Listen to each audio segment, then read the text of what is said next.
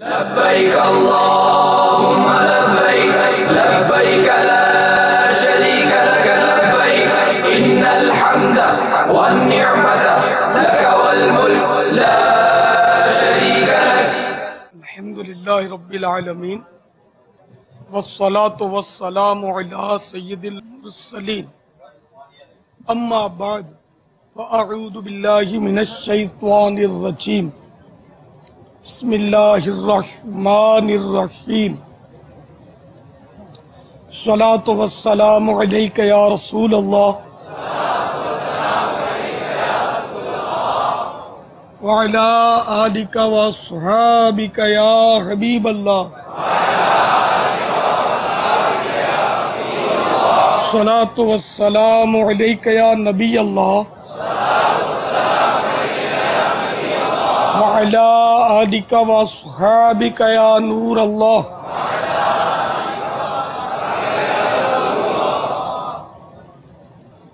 فرمان مصطفیٰ صلی اللہ تعالی علیہ وآلہ وسلم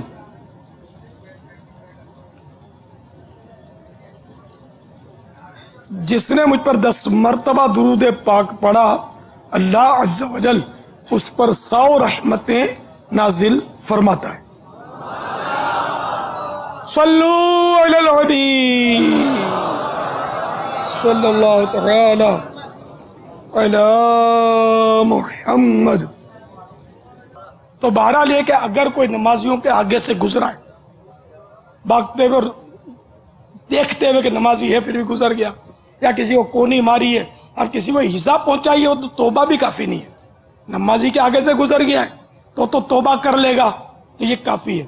کسی کو کونی ماری ہے کر کے ہاتھ کھینچ کر آگے گھس گیا یہ تو ایذا مسلم کا باعث ہوگا. اب اگر کسی کو ایذا دی ہے تو توبہ تو کرنی ہے، ساتھ میں اس کو بھی ڈھونڈ کے اس سے معافی بھی مانگنی ہے کہ میں نے آپ کو اس طرح کر دیا.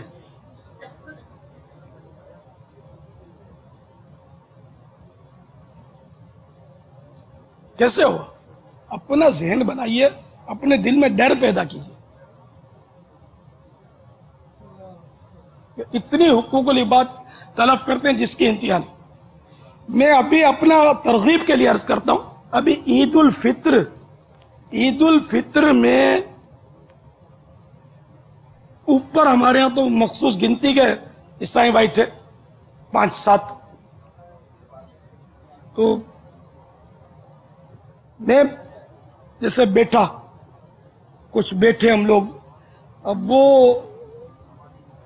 خطبے سے پہلے ابھی خطبہ شروع نہیں ہوا تھا غالباً، تو خطیب پہ رک کر کے بیٹھنا ہوتا. اس میں خطیب ہمارے مفتی قاسم صاحب تھے، تو میں بھی یوں بیٹھ گیا. تو ایک عیسائی بھائی مجھ سے آگے بیٹھ گئے. اب مجھ سے آگے بیٹھ گئے، میری شان کیسی یار، میرے آگے بیٹھے کوئی. تو میں نے اس کو یوں کیا اور دوسرے نے یوں پکڑ کے اس کو اٹھا دیا، اور میری ایک دم بتی جل گئی کہ یار یہ میں نے کیا کر دیا. بیٹھا تھا، اس کا حق تھا، پہلے بیٹھا تھا، میں نے اس کو ہٹایا. کہا وہ گھبرا گیا. میں تو اب میں کیا کروں. پھر میں نے معافی نامہ لکھا.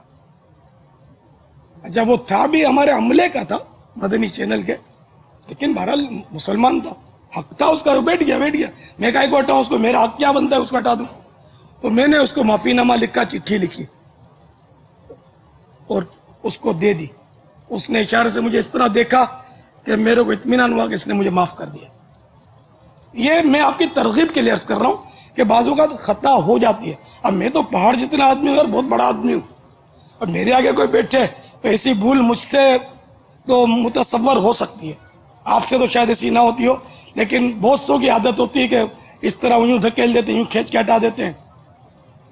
زندگی میں جتنا بھی ایسا کیا ہے نا تو معافی مانگ لے، توبہ کر لیں. اللہ سے بھی توبہ کرتا ہوں، میں معافیاں مانگتا ہوں. جب پتہ چلتا ہے کہ اس کو دکھا دیا، اس کو میں نے کوئی تکلیف دے دی، جھاڑ دیا، تو یاد آنے پر کوشش کرتا ہوں کہ میں لکھ کر یا زبانی جیسے جہاں جیسا موقع معافی مانگ لیتا ہوں. جس کو جو پتہ ہے کہ میرے ذریعے کسی کو ایذا پہنچی ہے تو وہ اس کو ڈھونڈ کے معافی توبہ بھی اللہ کی بارگاہ میں کریں اور معافی مانگنا ضروری ہے. حقوق العباد کا معاملہ ہے، توبہ سے فارغ نہیں ہوتا بندہ جب تک وہ بندے سے معاف نہ کروا لے، بندے کو راضی کر لے. جنہوں نے کیا ہے گناہ وہ توبہ بھی کر لیں، اور ایذا پہنچائی ہے تو اس کو ڈھونڈ کے اس سے معافی بھی مانگ لیں. ورنہ یہ کہ خالی جلدی آ جانا، آگے بیٹھ جانا، یہ گناہ نہیں ہے. وہ دھکم پیل قصدن کرنا، لوگوں کو ایذا پہنچانے کی بات ہے. کونیاں مارنا، ایذا جاڑنا، ہوئے ہڑے کر کے آوازیں نکال کر آنکھوں سے گور کر ایذا پہنچانا. جس نے بھی کسی کو ایذا پہنچائی اس سے معافی مانگنی ضروری ہے. کسی کو گور کر ایذا دینے والے انداز میں گورنا یہ بھی ناجائز ہے، بھی گناہ ہے. سفر مدینہ والوں کے لیے باپا یہ کیسے مدینہ مدینہ مدنی پھول ہیں. وہاں تو بہت ہوتا ہے، کتنا وہاں ہوتا ہے. یہاں تو کوئی رش ہی نہیں ہے. جو وہاں تکلیف دینے والے معاملات ہوتے ہیں اور پھر حاجی سمجھتا ہے کہ میں نے کوئی کارنامہ انجام دیا ہے. مینا کے خیموں میں جاتے ہی، یعنی کہ سمجھو کہ پہلے ہی دن جب مینا کے خیموں میں پہنچتے نا، وہ لڑائیاں شروع. یہ سب آنکھوں سے دیکھا ہے، اس لیے عرض کروں. پہلے دن ہی شیطان بولتا ہے آ جاؤ میں تمہارا استقبال کروں گا. اب یہ لڑائی لڑوا دیتا ہے. اب کیا ہوتا ہے، تیری جگہ میری جگہ، تم کیسے آ گئے، ادھر جاؤ، ادھر ہٹو. اور وہ اڑی کرتا ہے، کیوں ہٹوں، میں نے معلم کی فیس ادا کی ہے تو ہم نہیں، ہم سارے ایک ساتھ بیٹھیں گے. بعض بیچارے ذرا پہلی بار گئے ہوتے ہیں اکثریت، تو وہ بھول میں دوسروں کے خیمے میں چلے جاتے ہیں تو بیٹھ جاتے ہیں. تو اب اس کو محبت سے پیار سے کنوینس کیا جائے، نہ کہ لڑا لڑی مارا ماری. جن کے خیمے نہیں ہوتے وہاں کے مقیم لوگ بعض اوقات وہ بھی ادھر ادھر گھس جاتے ہیں، حالانکہ وہاں معلم کے خادمین کھڑے ہوتے، وہ کارڈ دیکھ کر آنے دیتے. پہلی بار پہلے دن یہ احتیاط ہوتی ہے، دوسرے دن یہ احتیاطیں کم ہو جاتی ہیں، پھر ہٹ جاتے ہیں وہ. تو یہ بہرحال یہ کہ اپنے خیموں میں رہے، دوسرے کے خیموں میں جا کر بوجھ نہ بنے. استنجا خانوں پر سب پر یہ حاجیوں کی تعداد کے مطابق ترکیب ہوتی ہے، تو دوسروں کے خیموں میں استنجا خانوں میں جا کر، اور یہ مطلب احتیاطوں کی بہت ضرورت ہے. یہ حج کے خیموں میں، عرفات میں، مینا میں، مزدلفہ میں بھی لوگ اتنی بد اخلاقیاں بعض لوگ کرتے ہیں کہ الامان والعفیف، اتنی دل آزاریاں کرتے ہیں. کوئی مسئلہ بتائے، بعض اوقات کوئی بھلا آدمی سمجھانے کی کوشش کرے، اس کو جاڑ دیتے ہیں یا روکھا جواب دے دیتے ہیں. طرح طرح کے انداز وہاں دیکھے جاتے ہیں. بالکل ان گھڑ قسم کے ہوتے ہیں. غالب اکثریت پڑھا مطالعہ نہیں، ذہن نہیں بنا ہوتا. اخلاقیات کی پستی تو ایک انٹرنیشنل پرابلم ہو گئی ہے. گھر گھر کا یہ مسئلہ ہے. اخلاقی پستی تو شاید ہی کوئی ایسا گھر ہو کہ جس میں نہ ہو. جیسے اسلامی بھائی بھی اپنے پاس آ کر وہ جھک جھک کے بات کرے گا، جی جناب لبیک، جی لبیک، اور گھر میں جا کر شیر ببر کی طرح دہاڑتا اور چنگاڑتا ہوگا. چھوٹے بھائی بہنوں پر، تو امی پر، تو ابو پر وہ برس رہا ہوگا. یہ اخلاقی پستی بہت زیادہ یعنی کہ، اور یہ بالکل اتنا یعنی کہ اسموتھلی ہم اس کو لیتے ہیں، اتنا نرمی سے لے لیتے ہیں کہ جیسے کوئی بات ہی نہیں. کوئی نہیں جی خیر ہے. خیر کیا، مریں گے تو پتا چلے گا کہ خیر ہے یا باعث قہر ہے. مریں گے تو پتا چلے گا. اللہ اپنے قہر و غضب سے بچائے. لیکن بظاہر ہم ایسے ہزاروں کام کرتے ہیں جو وہ سبب قہر ہوتے ہیں. خیر نہیں ہوتی اس میں، شر ہی شر ہوتا ہے. اسباب قہر ہوتے ہیں وہ، کہ ہم کو بالکل یعنی کہ اس کا احساس نہیں ہوتا کہ ذرے ذرے کا قیامت کے روز حساب ہے، تنکے تنکے کا حساب ہے. انگلی ہلائی تو کیوں ہلائی، اس کا حساب ہے. آنکھیں پٹ پٹائی گویا تو اس کا حساب ہے. کیوں قدم اٹھایا تو کیوں رکھا، اس کا حساب ہے. اور ہر نعمت کا بھی حساب ہے. ثم لتسألن یومئذ عن النعیم، پھر تجھ سے ہر نعمت کے بارے میں سوال ہوگا. جی ہاں، ہر نعمت کے بارے میں سوال ہوگا. ٹھنڈا پانی بھی نعمت، गर्मा गर्म खाना भी नेमत, आलीशान मकान हमारे, ये सब नेमतें। हम नेमतें बढ़ाने ही के वो सिलसिले ढूंढ रहे होते हैं, खूब बढ़ाते हैं नेमतें, अगरचे जायज तरीके पर बढ़ाना कोई हरज नहीं है, लेकिन हिसाब क़यामत का अल्लाह ताला बेहिसाब बख्शे। तो मेहरबानी करके कुछ समझदार बनिए, मदनी काफिलों में सफ़र करते रहेंगे, खुसूसन मदनी इनामात पर अमल करते रहेंगे। मदनी इनामात का यानी संजीदगी के साथ जो आमिल होगा, खाली खाना पूरी नहीं कि ये भी सही है ना वो भी सही है, हर बक बक बक बक बक करता है, कुफले मदीना का उसका वो भी नंबर बना देता है कि ये मेरा सही है, तो ऐसे थोड़ी होता है। तो वाकई जो मदनी इनामात का आमिल होगा वो निगाह नीची करके बैठा होगा, वो बात करने से पहले बात को तोलेगा, फिर बोलेगा, कम अल्फाज में बोलेगा, उसके वजूद से उसके अंदाज से संजीदगी टपक रही होगी और जी चाहेगा कि इसकी ज़ियारत करें, ईमान ताज़ा होगा उसको देख कर। ये मैं जो अर्ज कर रहा हूँ, हर मदनी इनामात पर अमल करने का दावेदार नहीं, जो हकीकत में मदनी इनामात का आमिल होगा और उसके मदनी इनामात खूब होंगे, तो उसके अंदाज में आप फर्क देखोगे। मैंने मुशाहदे किए, दावेदार बहुत देखे मदनी इनामात के, लेकिन उसको बोलते कुछ नहीं है कि ठीक है होगा, लेकिन उसका अंदाज बताता है कि ये शायद मुबालगा कर रहा है, मदनी इनामात इसके हैं नहीं इतने। लेकिन जो वाकई मदनी इनामात वाला होता है, वो अल्लाह उसके सदके मेरी मगफिरत करे, उस पर बड़ा है ना कि दिल खुश होता है उससे। तो आप मदनी इनामात को संजीदगी से पकड़ लें, इसके नंबर वगैरह भरते हुए निगरान देख रहा है ये नहीं, अल्लाह देख रहा है ये ज़हन बनाकर। निगरान क्या देखेगा, वो तो आपकी पीठ थपक देगा, हो सकता है तोहफा भी दे देगा, अरे वाह इतने मदनी इनामत हो गए। अल्लाह की रजा के लिए करें। और मदनी इनामत को अगर ये सबके सब हमारे हाज़रीन नाजरीन जिन्होंने नहीं पढ़ा वो रिसाला ले लें मकतबतुल मदीना, उसको एक नज़र पढ़ लें। अगर अब भरने को फिलहाल जी नहीं जाता, इसको आप मेरे को 63 सेकंड दे दें, ज़्यादा नहीं, सिर्फ 63 सेकंड, 12 दिन तक आप खाली मदनी इनामत की वरक गर्दानी करें, एक नज़र इसको देखें, अल्लाह करेगा आपको भरने को भी जी चाहेगा कि कई मदनी इनामत तो मेरे सही है पहले से, यूँ होगा आपको। तो इंशाअल्लाह मेरा आप करते रहेंगे, अल्लाह करेगा कि जो सुधरना चाहता है, मैं सुधरना चाहता हूँ, मदनी इनामत उसको सुधारेंगे अल्लाह की रहमत से। ये गुनाह की बीमारियों की वो दवा है मदनी इनामत, आप इसको ले लीजिए। अब मैं बोलो नियत करो तो 2 हाथ उठा लोगे, ऐसे नियत का मैं पहले ही बता चुका हूँ कि जिसकी नियत बनती है वही हाथ उठाए, वरना कोई बात नहीं, हाथ ना उठाए। इज्तिमा में ज़रूर तशरीफ लाइए, बिल्कुल आओ। 3 दिन पूरे तरबियत हज, कई हाजियों ने वादे किए होंगे, बड़े बड़े फिगर मिले थे हमको, आना किसने, जो नसीब वाले आए, सारे तो नहीं आते। तो ये बेचारे कितने झूठ कितने गुनाह करने के बाद, मतलब ये पता नहीं हवाई जहाज में शायद बैठना नसीब हो बहुत सौ को, कितनी रियाकारियां, कितने हुब्बे जाके मसाइल लेकर शायद बैठे, सब नहीं, लेकिन चूंकि जहालत बहुत है, इल्म दीन से दूरी है। अब ठीक है, वो BA किया, MA किया, इंजीनियर बन गए, डॉक्टर बन गए, ठीक है, अब घास काटते हैं जब तक कुरान देखकर भी पढ़ना नहीं आता। जी हाँ, जाहिल है, मैं कहता हूँ ना कि जिसको देखकर भी कुरान पढ़ना नहीं आता, वो सीखता भी नहीं है।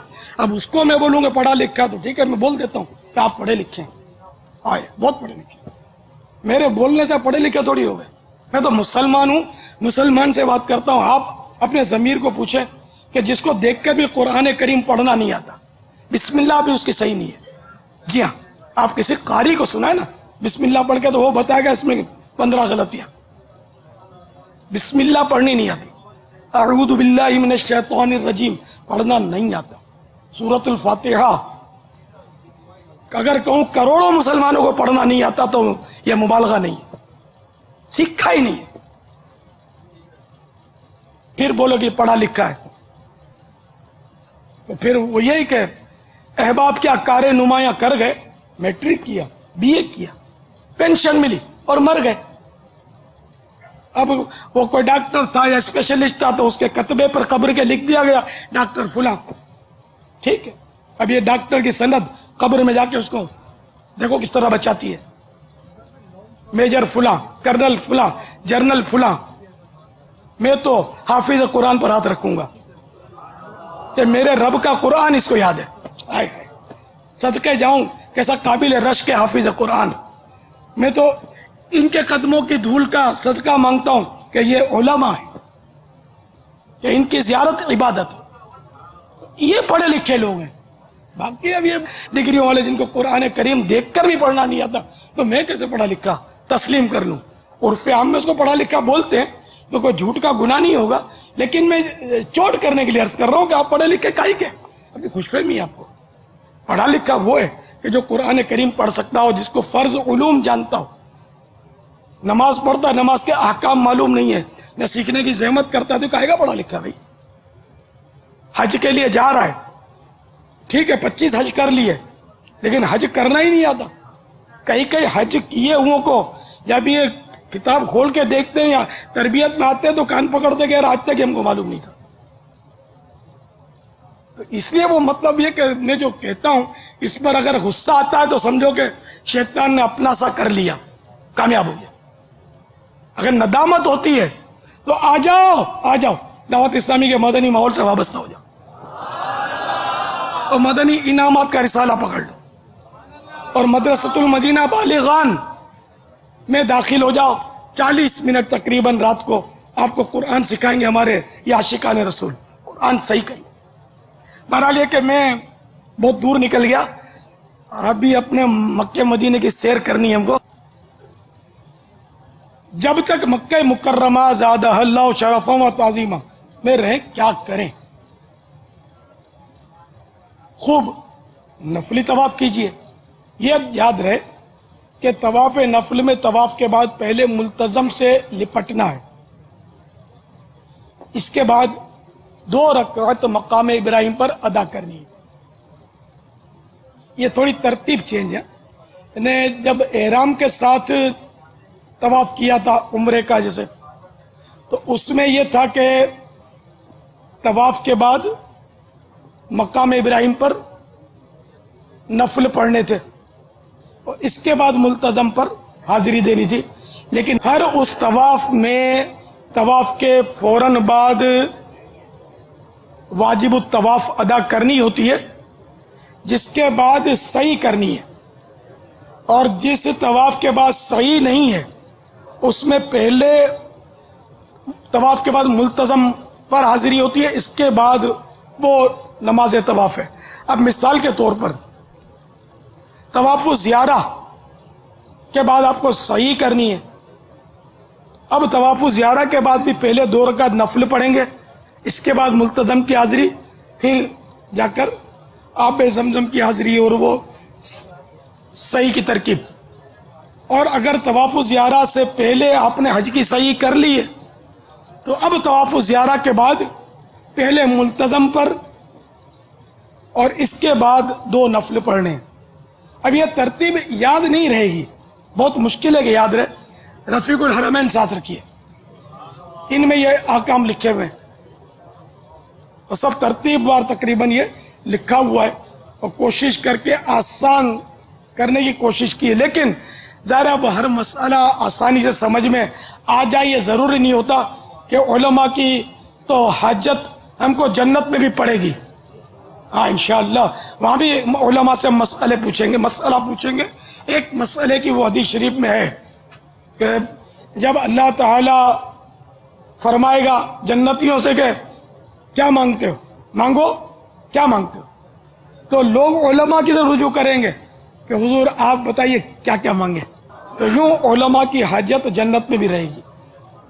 تو اسی لیے یہاں دنیا میں ہی علماء کے قدموں سے لگے رہیں گے تو انشاءاللہ جنت میں بھی ان کے صدقے ان کے ساتھ ساتھ انشاءاللہ جنت میں داخلہ نصیب ہو جائے گا. کبھی حضور اکرم صلی اللہ تعالی علیہ وآلہ وسلم کے نام کا طواف کیجئے تو کبھی غوث الاعظم رضی اللہ تعالیٰ عنہ کے نام کا، کبھی اپنے پیر و مرشد کے نام کا، تو کبھی اپنے والدین کے نام کا، بلکہ خوش نصیب جو ہوتے ہیں وہ تو سرکار نامدار صلی اللہ تعالی علیہ وآلہ وسلم کے نام کا حج بھی کرتے ہیں اور پھر اس کی خوب برکتیں بھی پاتے ہیں۔ ایک خوش نصیب کا بہت ایمان افروز واقعہ ہے جو عاشقان رسول کی حکایات میں درج ہے۔ حضرت سیدنا علی بن موفق علیہ رحمت اللہ الحق نے رسول اللہ صلی اللہ تعالی علیہ وآلہ وسلم کی طرف سے کئی حج کیے۔ آپ رحمت اللہ تعالی علیہ فرماتے ہیں مجھے خواب میں مکہ مدینے کے تاجدار صلی اللہ تعالی علیہ وآلہ وسلم کا دیدار ہوا۔ سرکار نامدار صلی اللہ تعالی علیہ وآلہ وسلم نے استفسار فرمایا، اے ابن موفق، کیا تم نے میری طرف سے حج کیے؟ میں نے عرض کی جی ہاں۔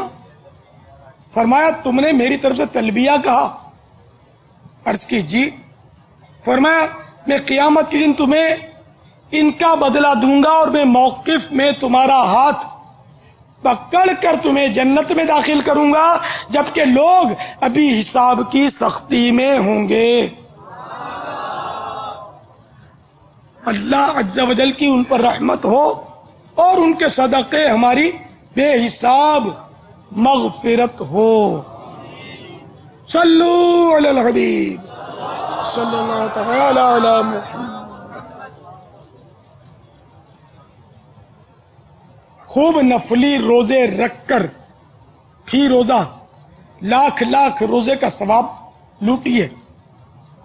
اس بات کا دھیان رکھیے کہ مسجد الحرام یا کسی بھی مسجد میں روزہ افطار کرنے کے لیے کھجور وغیرہ کھائیں یا آب زمزم پئیں، اعتکاف کی نیت ہونا ضروری ہے۔ جب کبھی کعبۃ اللہ پر نظر پڑے 3 بار لا الہ الا اللہ واللہ اکبر کہیے اور درود شریف پڑھ کر دعا مانگیے، انشاءاللہ عز و جل قبول ہوگی۔ جن کی پیدل حج کی نیت ہے وہ 2-4 روز قبل مینا شریف، مزدلفہ شریف اور عرفات شریف حاضر ہو کر اپنے خیمے دیکھ کر نشانیاں مقرر کر لیں، نیز اس راستے کا انتخاب کر لیں کہ جو بآسانی ان خیموں تک پہنچا دے، ورنہ بھیڑ میں سخت آزمائش ہو سکتی ہے۔ اسلامی بہنوں کو بس میں ہی عافیت ہے، پیدل چلنے میں اسلامی بھائیوں سے اختلاط یعنی وہ ٹکرانے اور مکس ہونے اور بچھڑنے کا خطرہ رہتا ہے۔ نیز مزدلفہ میں داخلے کے وقت لاکھوں کی بھیڑ میں اسلامی بہنوں کو سنبھالنے میں وہ آزمائش ہوتی ہے کہ الامان والحفیظ۔ شاپنگ میں زیادہ وقت صرف کرنے کے بجائے عبادت میں وقت گزارنے کی کوشش فرمائیے۔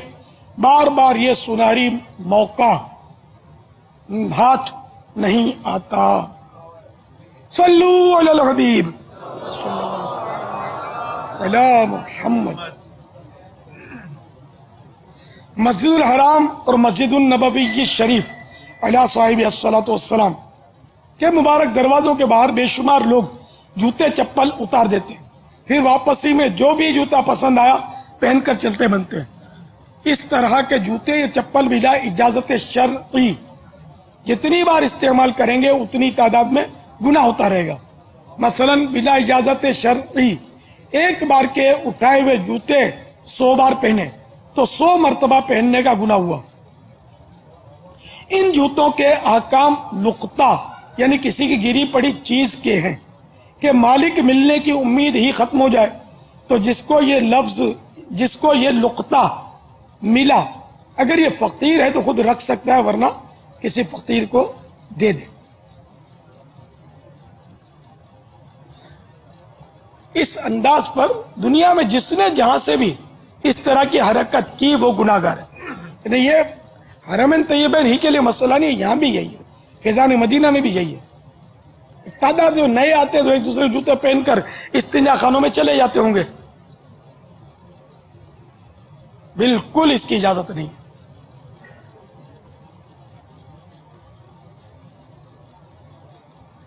اپنے لیے لقطہ یعنی گری پڑی چیز اٹھا لے جانے والے پر فرض ہے کہ توبہ بھی کرے، اور اس طرح جتنے بھی جوتے چپل یا چیزیں لی ہیں اگر ان کے اصل مالکوں یا وہ نہ رہے ہوں تو ان کے وارثوں تک پہنچانا ممکن نہ ہو تو وہ ساری چیزیں، یا اگر وہ اشیاء باقی نہیں رہیں تو ان کی قیمت کسی مسکین کو دے دے، یا ان کی قیمت مسجد و مدرسہ وغیرہ میں دے دے۔ لقطے کے تفصیلی مسائل کے لیے بہار شریعت جلد 2 صفحہ 471 تا 484 کا مطالعہ فرمائیے۔ یہ بہار شریعت کا جو حوالہ ہے یہ مکتبۃ المدینہ کی مطبوعہ۔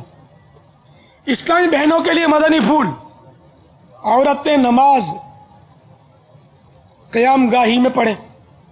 نمازوں کے لیے جو مسجدین کریمین میں حاضر ہوتی ہیں جہالت ہے، یہ میں اپنی طرف سے نہیں کہہ رہا ہوں بھائی، یہ بہار شریعت کا جزئیہ ہے۔ بہار شریعت میں فرود گاہ لکھا ہے، اب فرود گاہ میں ظاہر سمجھتے نہیں ہے تو اس لیے قیام گاہ میں نے پڑھا اس کو۔ تو بہرحال کہ عورتیں نماز فرود گاہ یعنی قیام گاہ ہی میں پڑھیں۔ نمازوں کے لیے جو مسجدین کریمین میں حاضر ہوتی ہیں جہالت ہے کہ مقصود ثواب ہے، اور خود پیارے سرکار مدنی تاجدار صلی اللہ تعالی علیہ وآلہ وسلم نے فرمایا عورت کو میری مسجد یعنی مسجد نبوی علی صاحب الصلاۃ والسلام میں نماز پڑھنے سے زیادہ ثواب گھر میں پڑھنا ہے۔ تو اس لیے دونوں مسجدوں میں، مسجدین کریمین میں عورتیں جو ہیں وہ نماز کے لیے نہ جائیں، یا ایک بھی نماز کے لیے نہ جائیں، بلکہ وہ اپنی نمازیں گھر میں پڑھیں۔ جس طرح ہم بھی تو گھر میں ہی تو پڑھتی ہیں، یہاں کون سی مسجدوں میں جاتی ہے جو وہاں مردوں کے بیچ میں گھس گھس پڑھتی ہیں۔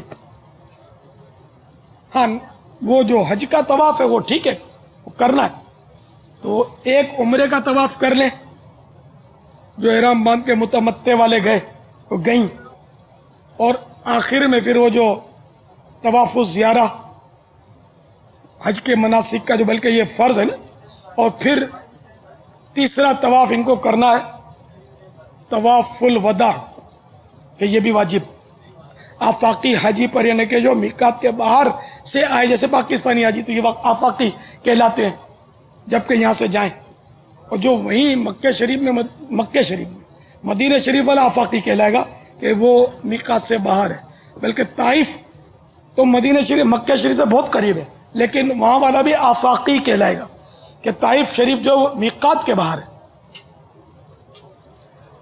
تو یہ اسلامی بہنوں اور حجانوں کو میرا مشورہ ہے کہ یہ صرف 3 طواف کریں، عمرے کا جبکہ تمتع کیا ہے، یا افراد کا، افراد میں بھی سنت المؤکدہ ہے طواف قدوم، وہ بھی کریں۔ تو بہرحال یہ کہ جو طواف ان کے لیے ضروری ہے نا، یہ اس عمرے کا جو یہاں سے جائے گی یہ، یا طواف قدوم جبکہ افراد کیا ہو یا قران کیا ہے تو عمرے کا طواف اور طواف قدوم، اب یہ 2 ہو جائیں گے اس پر طواف، اور طواف الزیارہ۔ تو یہ جو 3 یا 4 طواف جن اسلامی بہنوں کے لیے یہ ضروری ہوتے ہیں یہی کریں، مہربانی کر کے نفلی طواف کی حرص نہ کریں۔ حج کے سیزن میں اتنا رش ہوتا ہے، اتنا رش ہوتا ہے، اتنا رش ہوتا ہے کہ جس کی انتہا۔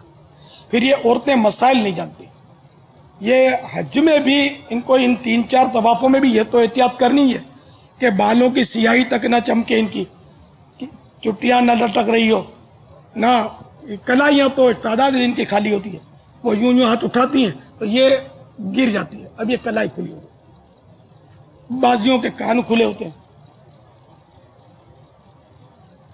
اس میں تو بڑے مسائل آئیں گے کہ اگر اکثر پھیرے طواف زیارہ کے، یعنی اگر طواف زیارہ کے اکثر پھیرے کلائی کا چوتھا حصہ کھلا رہا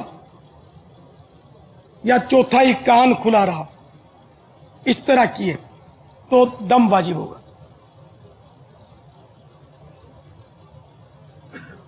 اور یہ چوتھا یہ کہ چاروں ساتوں ساتھ پھیرے لگی ہوتی ہیں عورتیں۔ اچھا نفلی طواف میں بھی یہ کھلنا جو یہ حرام ہے، بلکہ غیر مرد کے لیے، غیر مرد کے سامنے اپنے گھر کی چار دیواری میں بھی کھولنا حرام ہے. اپنی کلائیاں عورتیں کھول، آج کل تو آدھی آستین کے ہی کرتے پہنتی، پورے ان کے تو پورے ہوں، یہ پنجے بھی ڈھک جائیں تو اچھا ہے. یہ تو پوری وہ انگارہ آگ کا ٹانڈا بولتے ہم. عورت کے لفظی معنی چھپانے کی چیز، عورت میننگ چھپانے کی چیز، تو اس کا تو پورا وجود ہی چھپا ہو. اگرچہ ضرورتاً ہتھیلیاں کھولنے یا پاؤں کے تلوے کھلے رکھنے کی اجازت ہی صحیح، لیکن میں سمجھانے کی غرض کر رہا ہوں کہ وہ بس یہ جتنا چھپی رہے گی عافیت میں رہے گی. یہ باہر نکلی شیطان نے اس کو تاکا. تو یہ وہاں بھی بے پردہ ہوتی ہیں، پھر یہ وہاں مسجد حرام میں پانچوں نمازوں میں دوڑتی پھرتی ہیں، بے باکی کے ساتھ، بے پردگی کے ساتھ ترکیبیں کوکو کوکو کوکو کوکو ان کی لگی رہتی ہے. پلس صحیح میں بھی ان کے بیچاریوں کے کو ٹھکانے نہیں ہوتے، تو پتہ بھی نہیں ہوتا، بعض دوڑتی ہوتی ہیں مردوں کے ساتھ، تماشا بنا مسائل. تو اب ان کے مرد ہی نہیں جانتے تھے یہ بیچاریاں، تو ویسے ہی ان کے پیچھے مردوں کے. تو ان کو نہ بعد میں بھی حج کا سیزن رہتا ہے، ٹھیک ہے، طواف زیارہ کر لیا اور 12 تاریخ گزر گئی. یہ سب کے لیے مسئلہ ہے کہ یوم عرفہ نے 9 تاریخ سے لے کر 13 تاریخ کی غروب آفتاب تک عمرے کا احرام نہیں باندھ سکتے. ٹھیک ہے نا، یہ سب کے لیے مسئلہ ہے کہ عمرے کا احرام باندھنا یہ مکروہ تحریمی ہے. 13ویں کے 13 تاریخ تک، 9 سے لے کر 13 تاریخ تک، 13 کے غروب آفتاب کے بعد عمرے کا احرام باندھ سکتے ہیں بنا گناہ گار ہوں. تو اب 13 کے بعد تو سارے حاجی عمرے کر سکتے ہیں بلا تکلف، لیکن میں اسلامی بہنوں کو یہی کہوں گا کہ آپ تکلیف نہ کیا کریں.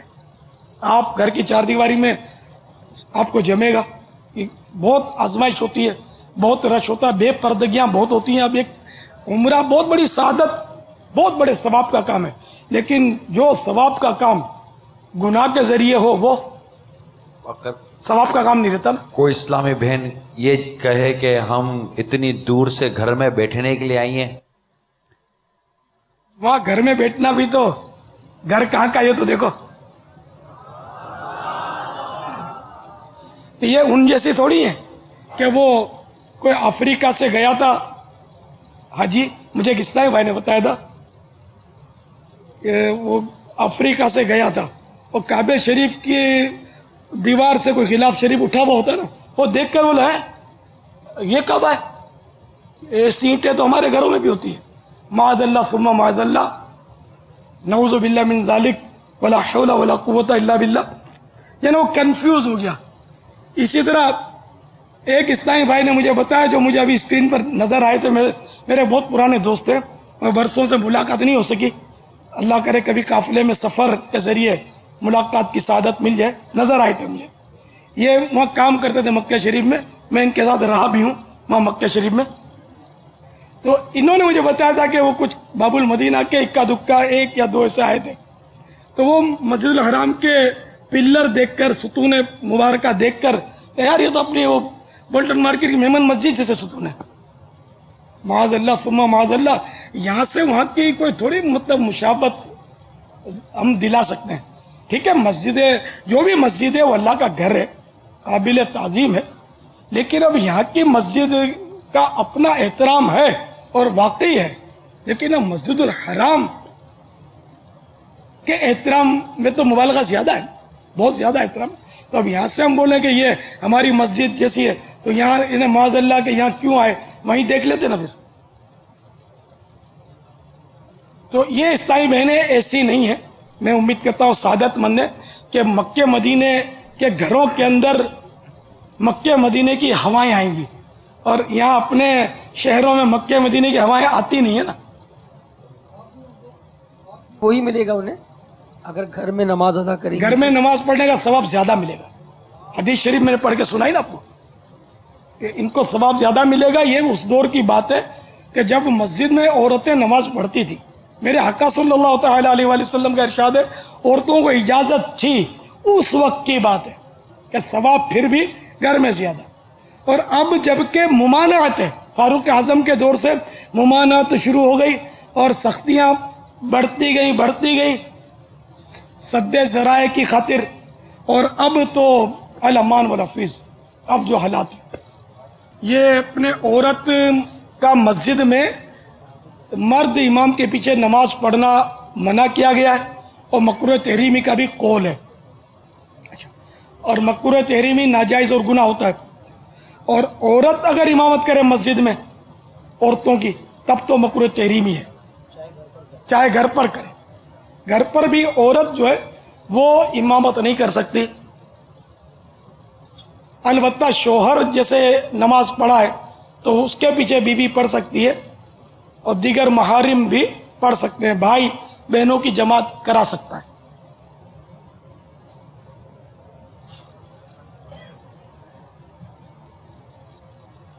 لیکن اب جو مسجدین کریمین میں حالات ہیں نا، عورتوں اور مردوں کا اختلاط اور جو مکس اپ جو ہے نا، یہ اس بات کا تقاضا کرتا ہے کہ عورتوں کو گھر پہ رہنا چاہیے، اور بالکل یہ عمرے اور اس میں بھاگم بھاگ نہیں کرنی چاہیے. اس دور کی بات دیکھیں، صحابہ کرام کے دور کی، حضرت سیدتنا سودا رضی اللہ تعالی عنہ جو ام المومنین ہیں، صحابیہ ہیں، ان سے عرض کی گئی کہ آپ حج کر لیجئے. فرمایا کہ میں ایک حج کر چکی ہوں، فرض ادا کر چکی ہوں، میں نفلی حج کرنے کے لیے نہیں آؤں گی، بس میں گھر سے باہر نہیں نکلتی. اب تو گھر سے نکلے گا تو میرا جنازہ. ایسا پردہ تھا ان کا، اور واقعی نکلا تو ان کا جنازہ ہی نکلا. عورت تو چار دیواری میں نہیں صحیح، چار دیواری میں صحیح ہے. نگینہ انگوٹھی میں جمتا ہے، تو اس کی انگوٹھی گھر ہے، یہ گھر میں لگی رہے، ادھر ادھر روڑے کی طرح مطلب لڑکتی نہ پھرے. روڑا پتھر کو بولتے. تو یہ صحیح پہ جا کر صفا مروہ پہ بیٹھتی ہیں، کیا نظارے کرتی ہیں، مردوں کے نظارے ہوتے ہیں وہاں. یا مسجد الحرام میں بیٹھتی ہیں تو ظاہر ہے کہ تعداد مردوں کی ہوتی ہے، طواف کے مناظر دیکھتی ہیں تو مرد ہی تو نظر آ رہے ہیں. اللہ کرے دل میں اتر جائے میری بات. میں نے ثواب کمانے کے آپ کو انداز بتائے. ثواب کمانا چاہتی ہو، میری بات مانو گی فائدے میں رہو گی، نہیں مانو گی اللہ کرے کہ نقصان نہ دیکھو. میں بددعا تو نہیں کروں گا، لیکن میں آپ کو بچا بھی نہیں سکوں گا. لبیک اللہم لبیک لبیک لا شریک لک لبیک ان الحمد والنعمت